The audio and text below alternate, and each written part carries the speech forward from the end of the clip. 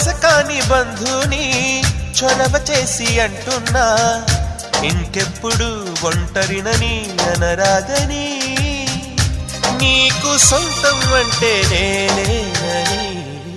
కొమ్మ కొమ్మ విన్నావమ్మ కోయిల వస్తుంది వస్తూ వస్తూ తనతో వెన్నెల వెలుగులు తెస్తుంది ఏవమ్మ మరుమల్లి తోరణాలు కడతావా చిలకమ్మ ఎదురేగి స్వాగతాలు చెబుతావా పూల పొగరిల్లేరా రమ్మందని విన్నానమ్మ